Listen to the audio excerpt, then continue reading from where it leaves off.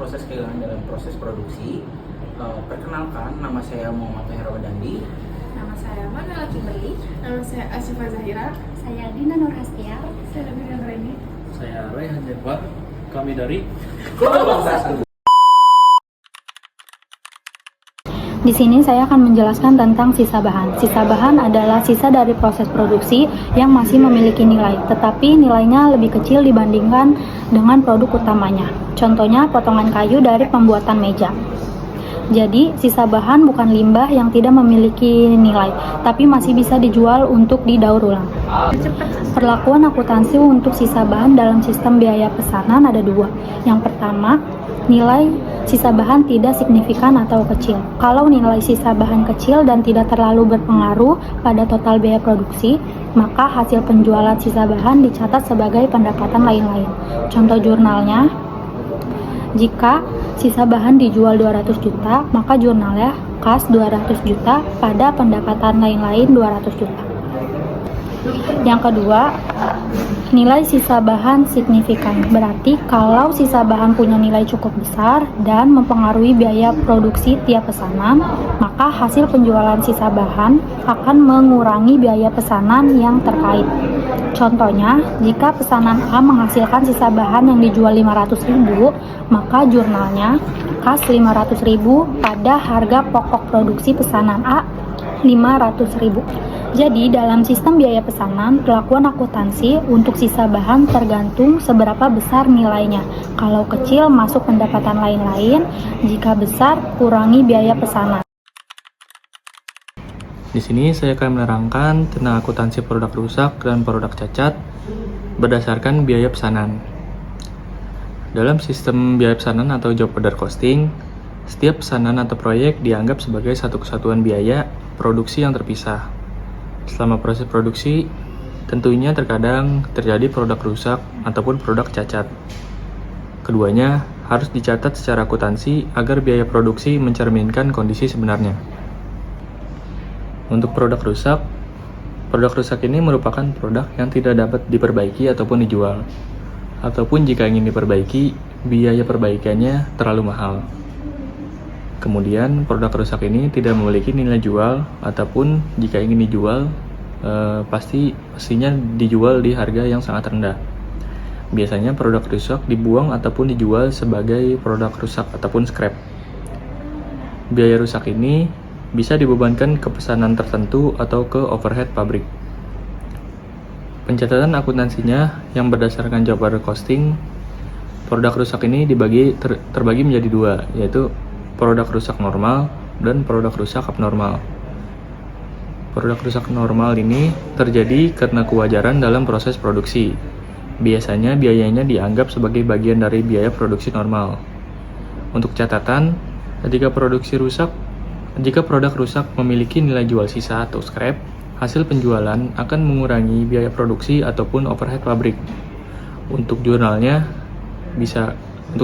kas atau piutang pada persediaan barang rusak.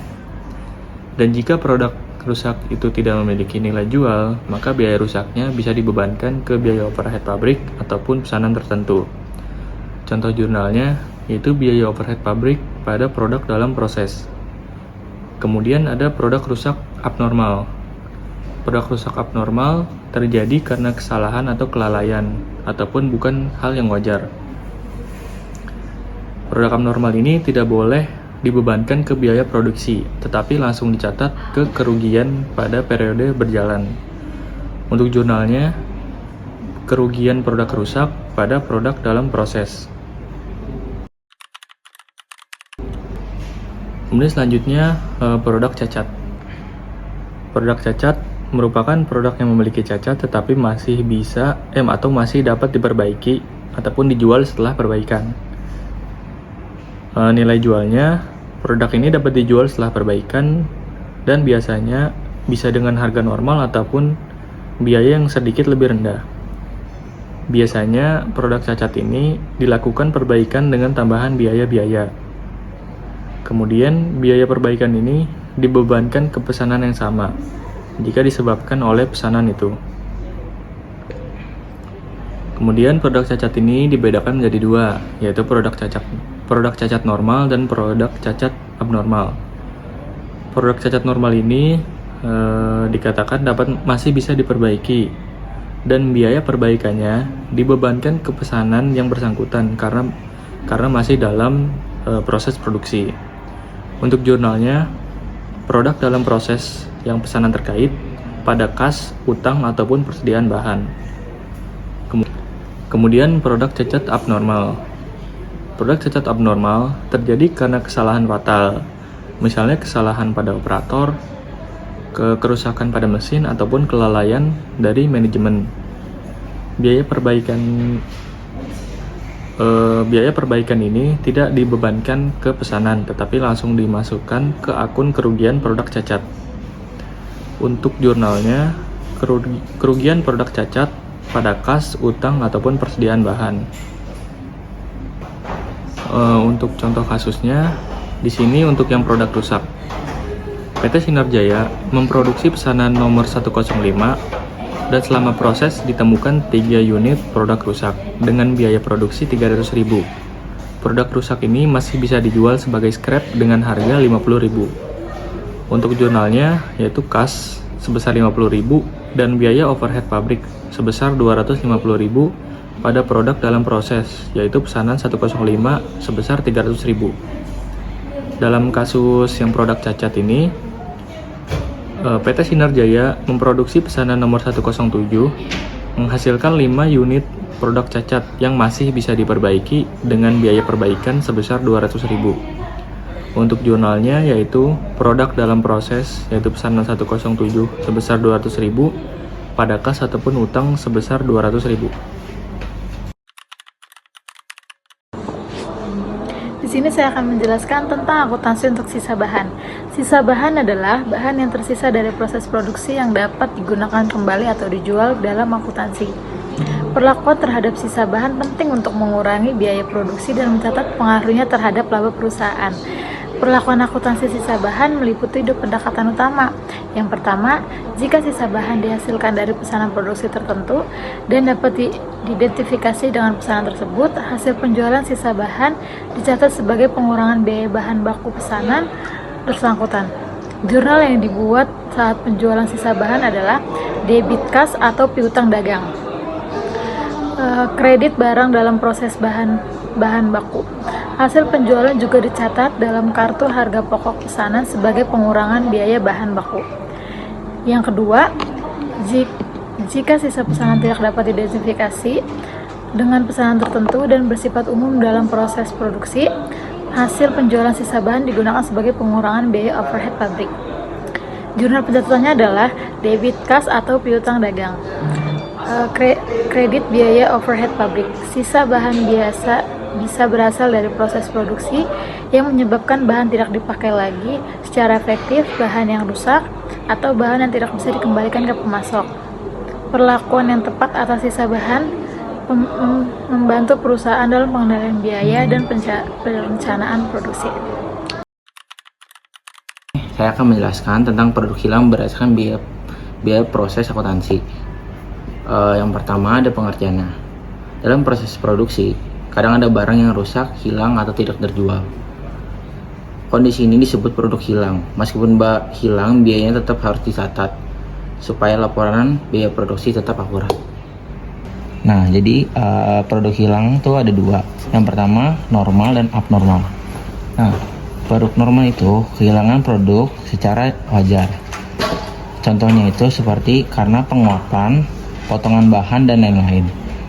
Nah, jurnalnya itu mereka tuh masuk ke biaya dibebankan ke produk yang baik. Lalu yang kedua ada abnormal. Abnormal itu kehilangan produk yang tidak wajar. Kehilangannya itu karena mesin rusak, kecelakaan, dan kelalaian pekerja. Jurnalnya itu biaya yang tidak dibebankan ke produk tetapi dianggap kerugian periode berjalan. Nah, di sini ada contoh kasusnya.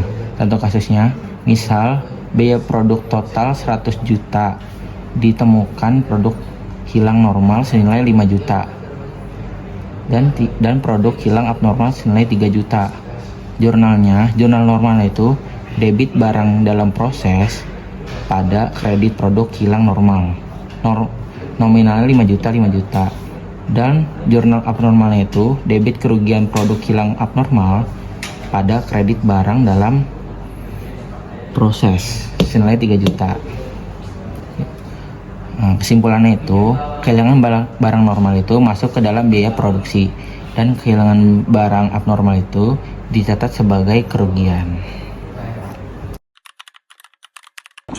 Jadi di sini saya akan menjelaskan akuntansi untuk produk rusak, yaitu ada definisi produk rusak. Pengertiannya adalah produk yang tidak memenuhi standar kualitas yang ditetapkan dan tidak dapat diperbaiki secara teknis maupun ekonomis, sehingga harus dibuang ataupun dijual sebagai barang sisa atau bekas dengan nilai yang rendah. Lalu perbedaan produk rusak dengan produk cacat atau defective goods adalah produk cacat yang masih bisa diperbaiki menjadi produk baik dengan biaya tambahan, sedangkan produk rusak tidak. Pentingnya perlakuan akuntansi yang tepat, yaitu mempengaruhi perhitungan harga pokok produksi atau HPP dan laba perusahaan. Lalu di sini ada klasifikasi produk rusak berdasarkan penyebab.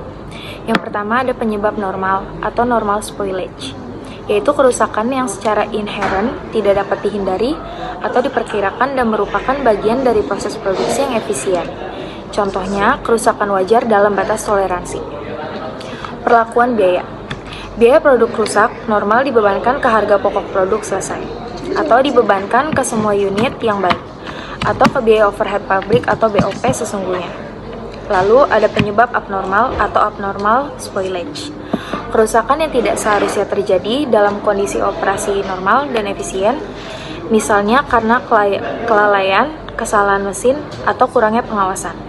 Contohnya ada kerusakan melebihi batas toleransi yang wajar. Lalu ada perlakuan biaya. Biaya produk rusak abnormal diperlakukan sebagai kerugian atau rugi produk rusak pada periode terjadinya. Jadi di sini ada nama akun untuk jurnal akuntansi untuk produk rusak normal yang tidak laku dijual. Jadi untuk yang di debit itu nama akunnya ada persediaan produk jadi atau unit baik. Lalu yang di kreditnya ada barang dalam proses atau BDD. Yang kedua ada barang dalam proses atau BTKL. Yang ketiga ada barang dalam proses atau BOP. Lalu di sini ada jurnal akuntansi untuk produk rusak normal yang masih laku dijual. Untuk pencatatannya nama akunnya. Untuk di debit itu ada piutang usaha atau kas. Lalu ada persediaan produk jadi. Lalu untuk kreditnya ada barang dalam proses atau BDD. Lalu ada BTKL dan ada BOP. Saya akan menjelaskan tentang produk cacat berdasarkan biaya proses. Pengertiannya, produk cacat adalah barang yang tidak sesuai dengan standar, tetapi masih bisa diperbaiki atau dijual dengan nilai yang berbeda. Penyebab dari produk cacat yang pertama ada kerusakan mesin, kedua kesalahan tenaga kerja, ketiga bahan baku kurang baik, keempat proses kurang terkontrol. Jenis produk cacat ada dua, yang pertama ada normal defect dan yang kedua ada abnormal defect. Normal defect wajar terjadi dalam produksi, biaya dibebankan ke biaya produksi semua produk. Abnormal defect tidak wajar, misalnya kerusakan besar, biaya dicatat sebagai kerugian perusahaan. Perlakuan akuntansinya, jenis cacat, normal, perlakuan biayanya dialokasikan ke biaya produksi atau produk baik. Abnormal diakui sebagai kerugian di laba rugi. Opsi penanganan dari biaya cacat yaitu yang pertama diperbaiki atau rework cost, yang kedua dijual dengan scrap untuk mengurangi biaya. Tujuan pengendalian dari produk cacat menekankan kerugian, evaluasi efisiensi produksi, dan yang terakhir peningkatan kualitas. Sekian video penjelasan dari kami. Terima kasih.